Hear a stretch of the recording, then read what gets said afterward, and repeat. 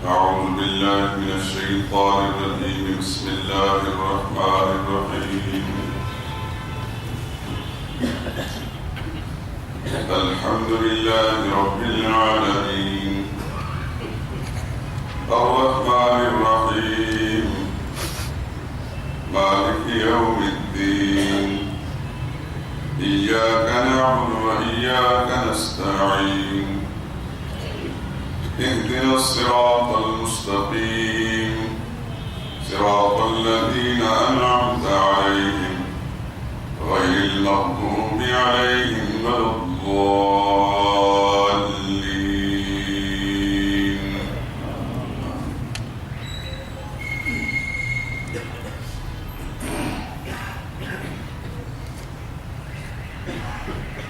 سورہ فاتحہ کی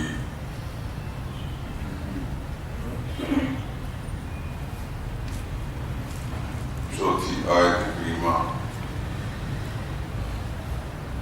جس کے بارے میں ایاک نعبد و ایاک نستعین کل کے درس میں بھی گفتگو ہوئی، آج بھی اسی آیت کریمہ سے متعلق کچھ باتیں عرض کر رہے ہیں۔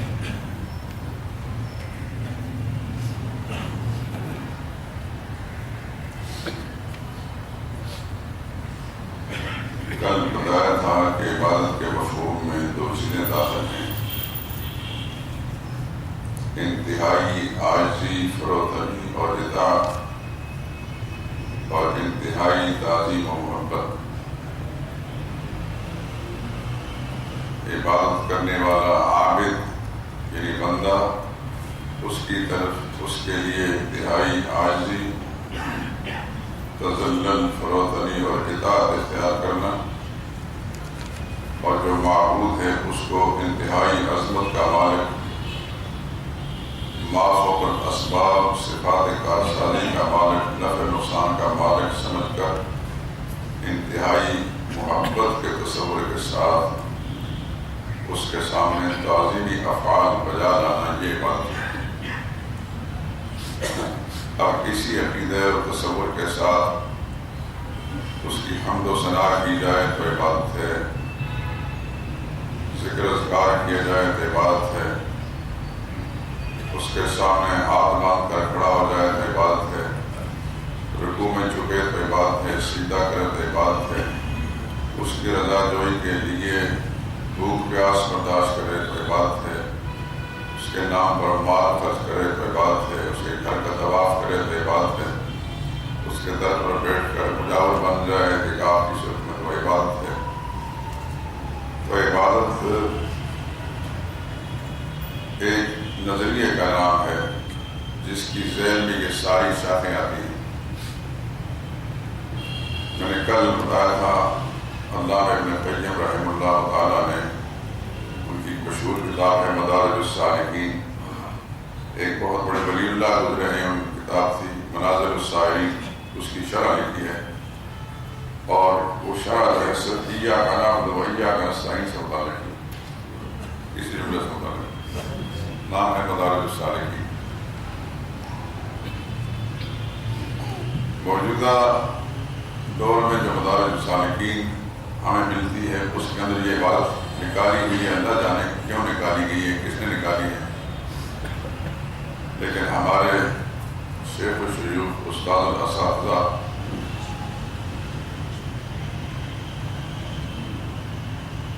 رئیس المفسرین، امام الموحدین،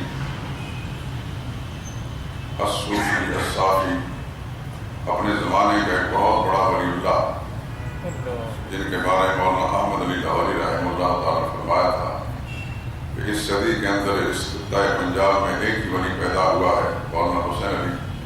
افسوس کے لوگوں نے ان کو وہابی مشغول کر کے ان کے فیض سے معروف ہو گئے۔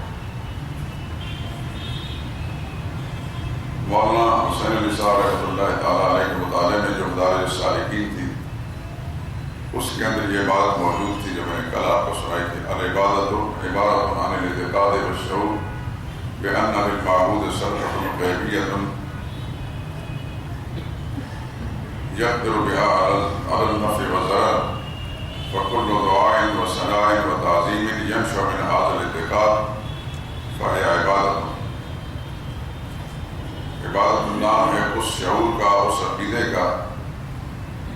کہ جو میرا معبود ہے اس کو غائبانہ معاف و اسباب قدرت اور تصرف حاصل ہے، اختیارات حاصل ہیں، فائدہ پہنچانے کے، نقصان سے بچانے کے، عزت ذلت موت و حیات کے اختیارات اس کو حاصل ہیں۔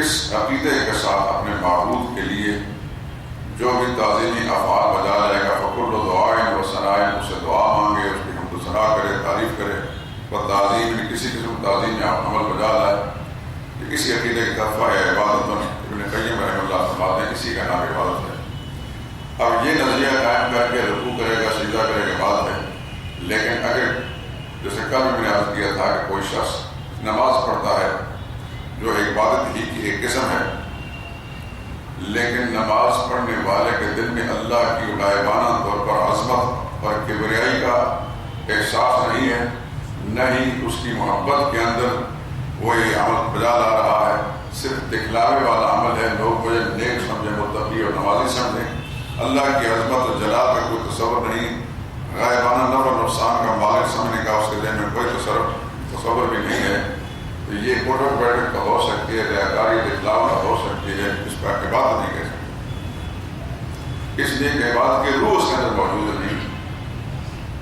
تو ہر جسم کا وجود، ہر بدن کا وجود روح پر ہوتا ہے، روح موجود ہے تو وہ چیز کہلاتی ہے، روح نہیں ہے تو سب کچھ ایک بیکار ڈھانچہ ہے۔ ایک انسان اس کے اندر روح موجود ہے، چاہے اس کے اعضاء کٹے ہوئے ہوں، مثال کے طور پر اس کے کان کٹے ہوئے ہیں، ٹانگیں کٹی ہوئی ہیں، بازو کٹے ہوئے، پھر وہ انسان ہی کہلائے گا، لیکن ایک خوبصورت جوان اس کی روح نکل چکی ہے، اس کی میت پڑی ہے، پورے اعضاء سلامت ہے، اس کو لاش تو کہیں گے، کوئی انسان نہیں کہیں گے۔ کہیں بھی پڑا ہو تو کہتے ہیں کہ لاش پڑی ہے، اور اس خوبصورت انسان کو، خوبصورت جوان جس کے سب کچھ تصور کیا جاتا ہے، اس کے گھر والے جو اسے پیار کرنے والے چند ہی گھنٹوں کے بعد گھر سے غائب کرنے کی کوشش کریں گے، سپرد اخراج کر لیں گے، انتہائی محبت کرنے والی بیوی اور اولاد بھی اور بہن بھائی اور دوست یار بھی اس کو پھر گھر میں نہیں رکھیں گے، چند گھنٹے سے چاہے گھر میں رکھیں، لیکن جو اس کے لیے بہت داڑے مار مار کر رو رہے ہیں اس کو ایک دو دن گھر میں رکھنے کے لیے تیار نہیں ہوں۔ تو روح کے بغیر سارا دھڑ بیکار ہے۔ عبادت کی روح ہے یہ تصور۔ اگر عبادت گزار اس تصور کے ساتھ عبادت کرتا ہے کہ میرا معبود مجھے دیکھ بھی رہا ہے، میرے حالات کو جانتا بھی ہے، اور معاف و اسباب غائبانہ طور پر پوری طاقت کا مالک ہے، پورے تصرف اور اختیار کا حاصل ہے، نفع نقصان کا، موت و حیات کا، اور مجھے دیکھ رہا ہے، میرے حالات کو بھی دیکھ رہا ہے، میرے حالات کو بھی جانتا ہے۔ اس نظریے کے ساتھ جو بھی تعظیمی عمل بجا رہا ہے، چاہے اس کے سامنے ہاتھ باندھ کر کھڑا ہو جائے، ویسے مسجد کے اندر بیٹھ جائے، دکان میں کاروبار اس نظریے کے ساتھ کر رہا ہے، یا ذکر اذکار کر رہا ہے، تعظیمی عمل بجا رہا ہے، جو بھی کر رہا ہے وہ سب عبادت۔ لیکن نماز پڑھ رہا ہے، روزے کی شکل کے اندر ہے، لیکن اللہ کی عظمت اور محبت اس کے دل میں موجود نہیں ہے۔ عمرہ کرنے کے لیے چلا گیا ہے، حج کرنے کے لیے چلا گیا ہے، حاجی صاحب کہلانے کے لیے چلا گیا ہے، اس کے دل میں اللہ کی عظمت اور محبت نہیں ہے، اور کوئی نظریہ نہیں ہے، وہ سب آنا جانا بیکار۔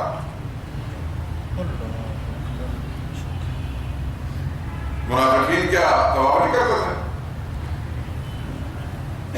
مسلمانوں کے ساتھ مل کر نمازیں پڑھتے تھے، طواف بھی کرتے تھے، نبی کے پیچھے نماز پڑھتے تھے، بیت اللہ کا طواف تو چودھری ابو جہل بھی کرتا تھا،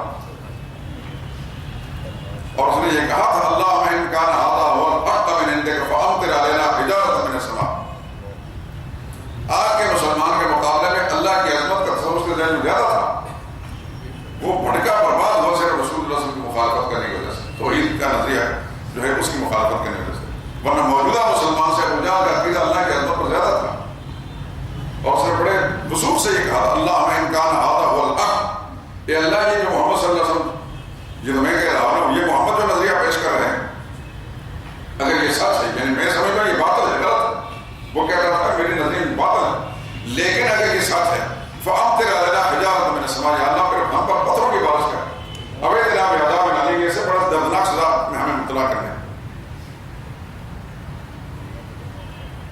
تو مقابلہ ہو کہ اللہ کو کھانے کے کوئی شخص نہیں کہتا کہ مجھے مسلمان تھا، کیونکہ مسلمان ہونے کے لیے شرط ہے کہ اللہ کے بھیجے ہوئے نمائندے حضرت محمد مصطفیٰ صلی اللہ علیہ وسلم کے دکھائے ہوئے راستے کے مطابق کام کرنا. محض اللہ کو مان لینا یہ مسلمانی نہیں. ہر یہودی، ہر عیسائی، ہر سکھ، ہر ہندو اللہ کو مانتا ہے اور اللہ کے وجود کو ہی نہیں مانتے جیسے میں آپ کو مان دو آپ مجھے مانتے ہیں. اللہ کو عظیم مانتے ہیں. اللہ کی عظمت کے قائل ہیں. عیسائی ہیں جو بھی اللہ کی عظمت کے قائل ہیں، یہودی بھی، سکھ بھی اور ہندو بھی، لیکن اللہ کی عظمت کو مانتے اللہ کے نمائندے کی تعلیم کے مطابق نہیں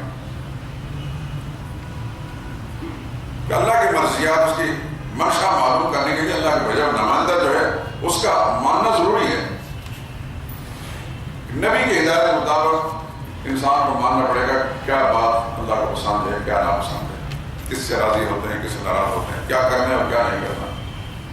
نبی کا واسطہ مخلوق اور خالق کے درمیان نبی کا واسطہ ہونا ضروری ہے. اس واسطے کے ذریعے سے اللہ کی مرضی معلوم ہو سکتی ہے، اس کے احکام کا پتہ چل سکتا ہے. یہ واسطہ درمیان سے کاٹ دیا جائے تو اللہ اور مخلوق کے راستے رشتہ کٹ جاتا ہے. پھر اللہ تعالیٰ اس مخلوق کے ساتھ وہی معاملہ کے جداریوں کے ساتھ کرتا ہے، اپنی جگہ پہ رہا ہے سارا کچھ، لیکن یہ اللہ کے ساتھ رابطہ نہیں. تو عبادت کی حقیقت میں نے کل بھی عرض کی تھی اور آج پھر دوہرا رہا ہوں کہ انتہائی عاجزی کا تصور اپنی طرف سے، انتہائی عاجزی اور اطاعت فروتنی اور انتہائی عظمت اور محبت اور کمال کا تصور اللہ کی ذات کے بارے میں. یہ دونوں چیزیں آمنے سامنے ہوں گی تو پھر یہ بات ہو. ایک آدمی جو ہے اللہ کی عظمت کو مانتا رہے گا، خود اللہ کے سامنے عاجزی نہیں اختیار کرتا، اس کی بات نہیں. ایک آدمی بڑا عاجزی اختیار کرتا ہے کہ اللہ کی عظمت اور کمال اس کے ذہن میں نہیں ہے، نہ اس کی محبت ہے، یہ بھی بات نہیں. اس نظریے کے تحت جس وقت ہم اس بات کو سوچتے ہیں تو اس کے ساتھ ساتھ دو باتیں پھر سامنے آتی ہیں. اب میری وہ تقریروں کے اندر جو باتیں میں آپ کہا کرتا تھا کہ عبادت کے اللہ کے معبود ہونے کے لیے دو بنیادیں ہیں. اس کی معبودیت کے لیے اس کی الوہیت کی دو بنیادیں ہیں، ایک علم اور دوسرا قدرت. ابھی جو میں نے کہا کہ ایک آدمی اللہ کی ذات کا تصور کرتا ہے کہ میرا رب مجھے جانتا ہے، دیکھ رہا ہے، میرے حالات کو دیکھ رہا ہے، میرے حالات کو بھی جانتا ہے اور انتہائی طاقت و قدرت کا مالک ہے. یہ دونوں چیزیں آ گئی. اب دوسرے آسان لفظ میں کہتے ہیں کہ الوہیت کا نظام چلانے کے لیے دو صفات کا ہونا ضروری ہے، علم اور قدرت. اللہ تعالیٰ نے قرآن کریم کے اندر جہاں کہیں بھی بندوں کو کہا کہ میری بات کرو، میں ہی بات کا مستحق ہوں، اس کی وجہ یہ دو باتیں بیان کی کہ عالم الغیب بھی ہوں، سب کچھ جاننے والا بھی اور سارے طاقت اور مالک بھی. نکالے سورہ قصص 20ویں پارے میں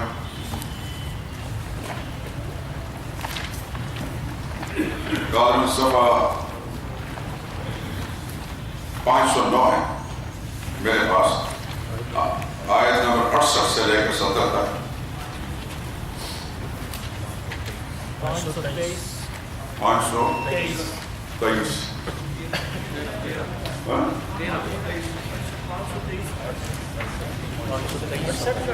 68 سے لے کر 70 تک. کیوں ڈائٹ بات ہوگی؟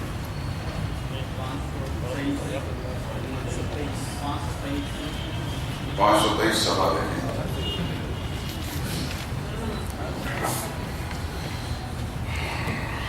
اس کی صفحے کی آخری 4 سطریں میرے پاس نہیں کم پتہ.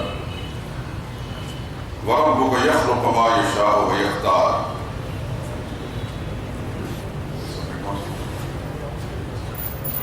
وہی آخری 4 سطریں. وَرَبُّكَ يَخْلُقُ مَا يَشَاءُ وَيَخْتَارُ. تیرا پالنے والا تیرا رب وہی خالق ہے، جسے بھی چاہے وہی پیدا کرتا ہے جو چاہتا ہے. خالق ہونا اس کے قادر ہونے کی قدرت کی دلیل ذہن میں رکھنا لفظوں میں. وَيَخْتَارُ اور وہ مختار بھی ہے. اس کے اختیار کے دو معنی ہیں، کسی چیز کو منتخب کرنے والا اور دوسرا معنی مختار اختیارات کا مالک وہ ہے. ما کان لهم الخيار، ساری مخلوق کے پاس کوئی اختیار نہیں. سبحان اللہ، اللہ تمام کمزوریوں سے، خامیوں سے پاک ہے، وتعالی بہت بلند و بالا ہے، عما ان چیزوں سے یشرکون، یہ مشرک ان کو بلاتے ہیں۔ پھر آگے وَرَبُّكَ يَعْلَمُ مَا تُكِنُّ صُدُورُهُمْ، اور تیرا رب ہی جانتا ہے جو کچھ ان کے سینوں میں چھپا ہوا ہے، وَمَا يُعْلِنُ، اس کو ظاہر کرتا ہے۔ یہ دو باتیں آ گئی، اختیار بھی آ گیا اور علم بھی۔ جو کچھ انسانوں کے سینوں میں چھپا ہوا اس کو جاننے والا بھی اللہ ہے، اور خالق بھی وہی ہے، مختار بھی وہی ہے، قدرت کا مالک بھی وہی ہے اور علم کا مالک وہ ہے۔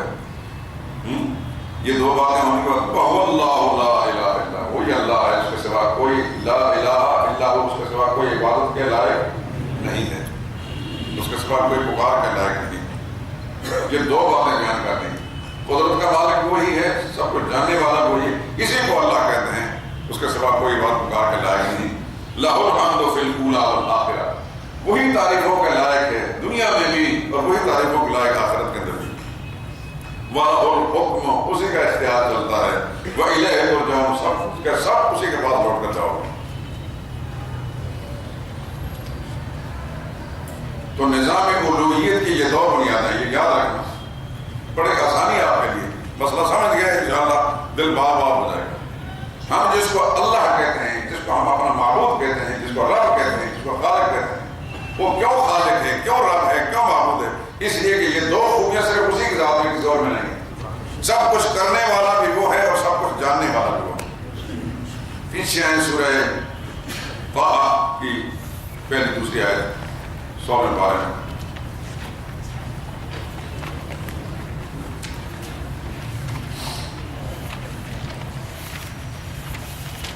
بلکہ اس کی چوتھی آیت دیکھیں، پہلی 3 آیتوں کو چھوڑ دیں، 416۔ تنزیلا ممن خلق الارض والسماوات العلی، یہ اوپر جو آیت نمبر 2 میں القرآن کا لفظ ہے، ما انزلنا علیک القرآن لتشقی، میرے نبی ہم نے قرآن اس لیے نہیں اتارا کہ آپ مشقتوں پڑھ جائیں۔ تنزیلا، یہ اتارا ہوا ہے، حکم نامہ ہے، ممن خلق الارض، اس کا جس نے زمین بنائی، والسماوات، آسمان بنایا، بلند آسمان بنایا، یعنی وہ اتنی طاقت کا معنی ہے کہ ساری زمینیں بھی اسی نے بنائی ہیں اور بلند آسمان بھی اسی نے بنایا۔ وہ کون ہے؟ الرحمن، وہ رحمان ہے، علی العرش استویٰ، عرش پر وہی مستوی، یعنی تخت شاہی پر وہی متفق ہے، اختیارات کا مالک وہ ہے۔ لہو ما فی السماوات ما فی الارض، اسی کا ہے جو کچھ آسمان میں ہے، جو کچھ زمین میں ہے، وما بینہما، جو ان کے بیچ میں ہے، وما تحت الثری، اور زمین کے تہ میں جو کچھ ہے اسی کا مالک وہی ہے۔ یہ تو قدرت کی بات ہوگی۔ وَإِن تَجْهَرْ بِالْقَوْلِ فَإِنَّهُ يَعْلَمُ السِّرَّ وَأَخْفَى، تم پکار کر بولو یا آہستہ بولو، وہ تو جانتا ہے چھپی ہوئی بات کو بھی، اخفا، جو اس سے بھی زیادہ خفی بات اس کو بھی جانتا ہے۔ وہ کون ہے؟ اللہ لا الہ الا ہو، وہ اللہ ہی ہے، اس کے سوا کوئی بات پکار کے لائق نہیں۔ دیکھیے اللہ اپنے آپ کی اپنی معبودیت کے لیے کسی کو دعوت دیتے ہیں کہ میں ہی معبود ہے، بات پکار کے لائق ہوں، کیا ہوں کہ یہ صفات میرے اندر پائی جاتی، کسی اور کے اندر نہیں پائی جاتی۔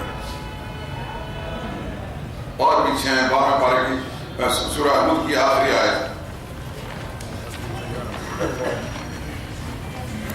صفحہ 311۔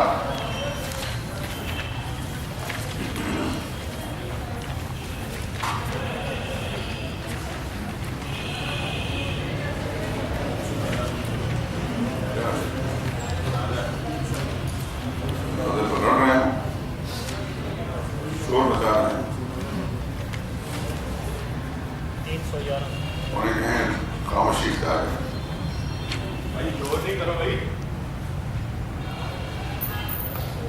صفحہ 311 اس کی آخری آیت دیکھیں، آخری آیت دیکھیں، 123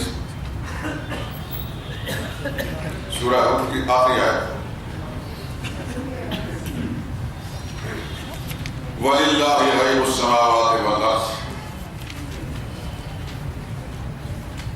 اللہ ہی کے پاس ہیں چھپی ہوئی باتیں آسمانوں کی اور زمین کی۔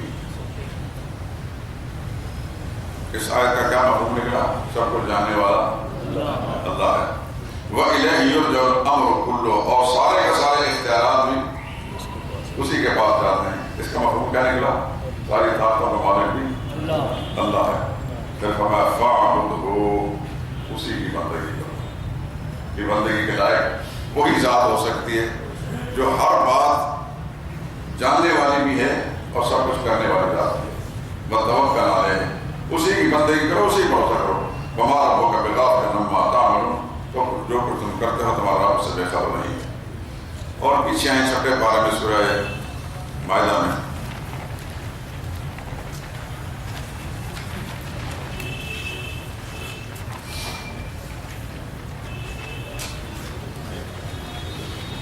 آیت نمبر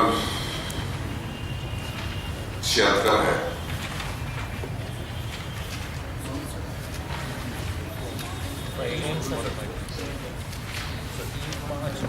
اور 159 صفحہ ہے، 159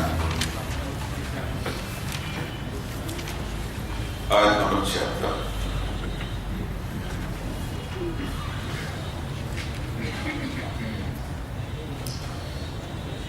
اس آیت کو سمجھنے سے پہلے پچھلا پورا رکوع جو ہے ایک دفعہ اس کا ذہن میں خاکہ لائیں۔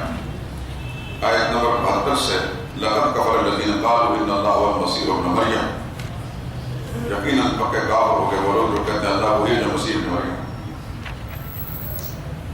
اللہ پھر فرماتے ہیں وَقَالَ الْمَسِيحُ يَا بَنِي إِسْرَائِيلَ، حالانکہ مسیح علیہ السلام نے فرمایا تھا اے بنی اسرائیلیو اعبدوا اللَّهَ رَبِّي وَرَبَّكُمْ، بندگی اللہ ہی کرو جو میرا بھی رب ہے تمہارا رب۔ اپنی بندگی کا دعوت نہیں دی بلکہ اللہ کی بندگی کی دعوت دی، اور فرمایا کہ وہ میرا بھی رب ہے تمہارا رب ہے۔ انہ من یشرک باللہ فقد حرم اللہ علیہ الجنہ، یقین جس نے اللہ کے ساتھ کسی کو شریک بنایا اس پر اللہ نے جنت حرام کرا دی۔ مأواہ النار، اس کا ٹھکانہ دوزخ ہے۔ وما للظالمین من انصار، گنہگاروں کو مجرموں کو بدگار نہیں ہوگا۔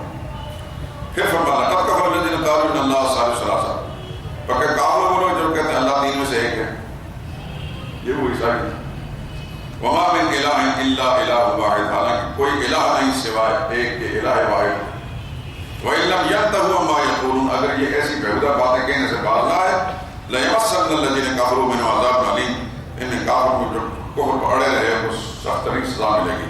أَفَلَا يَتُوبُونَ إِلَى اللَّهِ، کیوں اللہ کے سامنے توبہ نہیں کرتے، کیوں استغفار نہیں کرتے، حالانکہ اللہ غفور رحیم ہے۔ پھر آگے اب مسیح ابن مریم کے حقیقت بیان کرتے ہیں۔ عیسیٰ علیہ السلام کو خدا ہے، خدا کا بیٹا ہے، تین خدا میں سے ایک کہنے والے، آؤ تمہیں بتاتے ہیں مسیح ابن مریم کون ہے۔ مل مسیح ابن مریم الا رسول، مسیح ابن مریم تو صرف اللہ کے رسول تھے۔ قد خلت من قبلہ رسول، ان سے پہلے بھی کئی رسول گزر چکے ہیں۔ وہ اگر معبود نہیں تھے، الہ نہیں تھے، یہ بھی الہ نہیں۔ وہ ام صدیقہ، ان کی والدہ بڑی ولیہ تھی، اور یہ مریم صدیقہ ولیہ۔ کانا یأکلان الطعام، یہ دونوں ماں اور بیٹا روٹی کھایا کرتے تھے۔ ہنسی تو آتی ہے۔ اللہ تعالیٰ ان کا مقام بیان فرما رہے ہیں، ان کی تعریف بیان فرما رہے ہیں، ان کی حقیقت سمجھا رہے ہیں کہ مریم مسیح جو تھے اللہ کے رسول تھے اور ان کی والدہ ولیہ تھی، لیکن دونوں ماں بیٹا روٹی کھایا کرتے تھے۔ اس بات کے اندر بہت بڑی معرفت کا دروازہ کھول دیا ہے، بشرطے کہ انسان سمجھ جائے۔ اللہ یہ بتانا چاہتے ہیں کہ تم جب مسیح اور ان کی والدہ مریم کو الہ بناتے ہو، ان کو الہ سمجھتے ہو، الہ تو محتاج نہیں ہوتا، الہ تو مختار ہوتا ہے، ربک یخلق ما یشاء ویختار۔ اور یہ دونوں محتاج تھے، یہ دونوں کھانا کھایا کر، جو کھانے کا محتاج ہے وہ ہر چیز کا محتاج ہے۔ ایک لقمہ جو تیار ہو کر آتا ہے اس کے پیچھے زمین و آسمان اور بے شمار انسانوں کی محنتیں درکار ہوتی ہیں، محنتوں کے بعد جا کر ایک لقمہ تیار ہوتا ہے، انسان کو ڈالتا ہے۔ اللہ فرماتے ہیں جو کھانا کھایا کرتا تھا، یہ نہیں کہ ہمیں پتہ نہیں کہ انسان کھانا کھاتا ہے، اللہ تعالیٰ کے کلام میں کھانا کھانے کا تذکرہ فرما کر اس طرح اشارہ کر دیا کہ وہ محتاج سے مختار نہیں تھے۔ الہ وہ ہوتا ہے جو مختار ہوتا ہے، جو کھانا کھانے کا محتاج ہے، وہ قدم قدم پر ہر چیز کا محتاج ہے۔ انظر کیف نبین لهم الآیات، دیکھو تو صحیح ہم اپنی باتیں کیسے سمجھا رہے ہیں کھول کھول کر۔ ثم انظر انا یؤفکون، پھر دیکھو کہ اس کی باتیں سننے کے باوجود پھر بھٹکتے چل جا رہے ہیں۔ اب آج سمجھ میں آئی، بول میرے حبیب کہہ دی اتعبدون من دون اللہ، تم پوچھتے ہو بندگی کرتے ہو اللہ کے سوا ماں ان کی لا یملک لکم ضرا ولا نفع، جو بے اختیار ہے، نہ نفع کا کوئی اختیار ہے نہ فائدہ کا کوئی اختیار ہے۔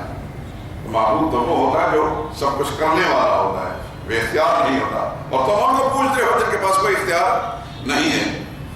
اور اللہ فرمایا واللہ هو السمیع العلیم، سننے اور جاننے والا بھی اللہ ہی ہے، نہ یہ سننے جاننے والا ہے نہ نفع نقصان کا مالک ہے۔ تو اللہ کے سوا کوئی اور عبادت پکار کے لائق اس لیے نہیں کہ وہ نفع نقصان کا مالک نہیں، یعنی بے اختیار ہے اور سننے جاننے والا بھی نہیں ہے۔ اللہ وہ ہے جو سنتا بھی ہے، جانتا بھی ہے، اور سب ہر ایک اختیار کا مالک ہے۔ جیسے سورہ ہود کی آخری آیت وَلِلَّهِ غَيْبُ السَّمَاوَاتِ وَالْأَرْضِ وَإِلَيْهِ يُرْجَعُ الْأَمْرُ كُلُّهُ، آسمان و زمین کی چھپی باتوں میں جاننے والا بھی وہی ہے، اور سارے کے سارے اختیارات اسی کے پاس لوٹتے ہیں۔ فَاعْبُدْهُ، لہذا جس ذات کے اندر یہ جو خوبیاں پائی جاتی ہیں بندگی اسی کرو، اسی پر بھروسہ کرو۔ کیا خوبصورت انداز ہے قرآن کریم کے اس مسئلے کو سمجھانے۔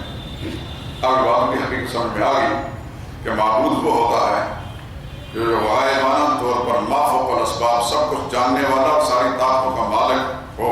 اس نظریے کے ساتھ اس کے لیے جو تعظیمی افعال بجا لائیں گے کمال محبت کے ساتھ، اس کو یا آپ کا محبوب جو ہے اس کو عظمت کا مالک سمجھ کر، اس کی محبت دل میں رکھ کر اپنے آپ کو اس کے سامنے نہایت عاجز، درماندہ اور مجبور و محض بنا کر پیش کر کے اس کے لیے جو تعظیمی افعال بجا لائیں، چاہے نماز کی شکل میں کھڑے ہو جائیں، رکوع شکل میں ہوں، سجدے کی شکل میں ہوں، ذکر اذکار کی شکل میں، تسبیح تحمید کی شکل کے اندر ہوں، ویسے بیٹھ جائیں۔ یہ سب عبادت کی قسمیں ہیں۔ اب آیت ایاک نعبد و ایاک نستعین، صرف اے اللہ تیری بندگی کرتا ہے کہ بندگی کا لائق تو ہی ہے، عبادت کا لائق تو ہی ہے۔ وَإِيَّاكَ نَسْتَعِينُ۔ اچھا یہاں ایک اور بات ہے میں رکھی، یہ جو ہم نے کہا نا کہ ما فوق الاسباب، نفع نقصان کا مالک سمجھ کر اس کے لیے تعظیمی افعال بجایا جائے۔ کل میں نے اشارہ کیا تھا، آج پھر کہتا ہوں، تعظیمی افعال کو ہم بہت سارے انسانوں کے لیے، مخلوق کے لیے بجا لاتے ہیں۔ اپنے ماں باپ کو بھی عظمت کا مقام دیتے ہیں، ان کے لیے ادب، احترام اور محبت بھی ہوتی ہے، اور ان کے سامنے عاجزی اور فروتنی بھی ہوتی ہے۔ اپنے استاد اور پیر کے سامنے بھی ایسا کرتے ہیں، جتنے بزرگان دین ان کے سامنے کرتے ہیں، اور نبی کی ذات کے لیے سب سے زیادہ کرتے ہیں۔ نبی کو انتہائی عظیم سمجھ کر، بہت بڑی ذات سمجھ کر، ان کی محبت کا جذبہ دل میں رکھ کر ان کے سامنے عاجزی اختیار کرتے ہیں۔ تو کیا یہ ان کی بات ہوگی؟ یہی معاملہ ہم اپنے ماں باپ کے ساتھ، اپنے اساتذہ کے ساتھ، اپنے بزرگوں کے ساتھ، اپنے نبی کے ساتھ کرتے ہیں کہ ان کے سامنے نہایت عاجزی، فروتنی اختیار کرتے ہیں، نہایت درجے میں جھکتے ہیں اور ان کو بڑا سمجھتے ہیں اور ان کی محبت میں ہمارا دل کرتے ہیں۔ تو کیا ان کی بات ہو جائے گی؟ نہیں ہوگی۔ اس لیے عبادت کرنے کے لیے، عبادت ہونے کے لیے لازمی ہے کہ ان کو ہم ما فوق الاسباب، غائبانہ طور پر نفع نقصان کا، عزت ذلت بہت حیات کا مالک سمجھیں۔ تو کوئی مسلمان نبی کو بھی غائبانہ طور پر نفع نقصان کا مالک، عزت ذلت بہت حیات کا مالک سمجھ کر اس کی تعظیم نہیں بجا رہا تھا، بلکہ اللہ کی مخلوق میں سے اعلیٰ مخلوق سمجھ کر، اعلیٰ درجے کے انسان سمجھ کر، اللہ کے نمائندہ رسول سمجھ کر ان کی تعظیم افعال بجا لاتے ہیں۔ ان کو نفع نقصان کا مالک سمجھ کر، غائبانہ طور پر سب کچھ جاننے والا، سب کچھ کر سکنے والا نہیں سمجھتے۔ یہی معاملہ اپنے اساتذہ کے ساتھ اور یہ معاملہ اپنے ماں باپ کے ساتھ ہے۔ بات سمجھ میں آ گئی نہیں؟ تعظیمی افعال وہاں بھی بجا لاتے ہیں ان کے ادب و احترام کے ساتھ اور اللہ کی ذات کے لیے، لیکن عبادت غیر عبادت سے کہاں سے جدا ہو جاتی ہے؟ نیت سے ہوتی ہے۔ ہماری نیت کے اندر یہ ہے کہ ہم اس کو غائبانہ طور پر نفع نقصان موت و حیات کا مالک سمجھ کر اس کی تعظیم افعال بجا لاتے ہیں۔ یہ بات ہو جائے گی۔ مخلوق کے لیے کرتے ہیں، مخلوق کی بات ہو جائے گی۔ نبی کے لیے کرتے ہیں، نبی کی بات بن جائے گی۔ کسی صوفی بزرگ کے لیے کرتے ہیں، اس کی بات بن جائے گی۔ اگر اس کو اس نظریے کے ساتھ اس کا تعظیم بجا نہیں لاتا ہے، بلکہ اس کا اعلیٰ درجے کا نیک متقی انسان، خدا رسیدہ انسان سمجھ کر اس کے لیے محبت کے جذبہ کو دل میں رکھتے ہیں، اس کی تعظیم بجا لاتے ہیں، اس کے سامنے عاجزی اختیار کرتے ہیں، تو اس کا ادب و احترام تو ہوگا، یہ بات نہیں ہوگی۔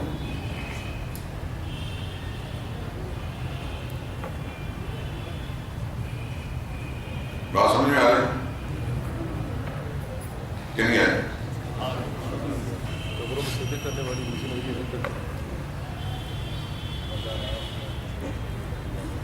جہاں تک سجدے کی بتایا تھا کہ سجدہ ہو یا رکوع ہو، اس عبادت تب بنے گی کہ جب یہ نظریہ ذہن کے اندر ہوگا کہ جس کے سامنے میں سجدہ ریز ہو رہا ہوں، پیشانی کو زمین پر رکھ رہا ہوں، وہ غائبانہ طور پر مجھے نظر نہیں آ رہا ہے کہ وہ مجھے دیکھ رہا ہے، اس کو میرے حالات معلوم، میرے حالات معلوم ہے، میری مشکلات معلوم ہے، اور وہ پر جھپکنے سے پہلے سب کچھ کر سکتا ہے، پورے اختیار کا مالک ہے۔ اس اختیار والے تصور کے ساتھ، اس نفع نقصان تصور کے ساتھ جب اس کے سامنے سیدھا کریں، اس کی بات ہو جائے گی۔ اور اگر یہی عقیدہ رکھ کر اپنے کسی بزرگ کے سامنے جھکیں گے آپ، یہ اس کی بات بن جائے گی۔ اللہ کی بات تو آئیں، دین ایمان ہے اور مخلوق کی یہ نظریہ کر کے سامنے جھکنے کی بخلا تھا۔ میں نے بتایا تھا کہ فرق کرنے والی چیز نیت ہے، لیکن یہ یاد رکھیں کہ کچھ تعظیمی افعال ایسے ہیں کہ جو صرف اللہ کی ذات کے لیے خاص ہیں، اگر وہاں اچھی نیت بھی رکھی جائے تب اس کا ہی ناجائز ہو۔ مثلا سجدہ اگر اس نظریے کے ساتھ کی جائے کہ معاف کو اسباب غائبانہ طور پر وہ انسان کا مالک ہے، پھر تو اس کی بات بن جائے گی۔ اگر یہ نظریہ نہیں ہے، ویسے اس کے سامنے سجدہ کرتے ہیں مخلوق کے سامنے، تو کافر تو نہیں ہوگا، لیکن یہ حرام والا عمل کیا ہے۔ اللہ کے ساتھ کسی اور کو سجدہ کرنا کیا ہے؟ حرام ہے، لیکن اس کو نفع نقصان کا مالک سمجھ کر اگر اس کا کرنا تو کافر ہو گیا۔ اسی طریقے سے رکوع کا معاملہ ہے، اسی طریقے سے دوسرے معاملات ہیں، اسی طریقے سے طواف کا معاملہ ہے۔ اب ایک آدمی اللہ کے گھر کا طواف کرتا ہے تو اللہ کے بارے میں اس کا نظریہ وہی ہے، لیکن اگر کسی اور کے گھر کا طواف کرتا ہے، اسے قبر کا طواف کرتا ہے، تو اگرچہ اس کے ذہن کے اندر وہ تصور نہیں ہے، صرف عملاً طواف کر رہا ہے، یہ حرام ہے، کیونکہ یہ آداب جو اللہ کی ذات کے لیے مخصوص ہے۔ سجدہ اللہ کی ذات کے لیے مخصوص ہے، طواف اللہ کی ذات کے لیے مخصوص ہے، نظر نیاز اللہ کی ذات کے لیے مخصوص ہے۔ اللہ کے سوا کسی اور کی نظر نیاز نہیں دے سکتا۔ میرا خیال ہے ایاک نستعین پر تھوڑی سی گفتگو کرنی ہے، استعانت، اور یہ وقت لے گی، اور پھر جنازہ بھی سامنے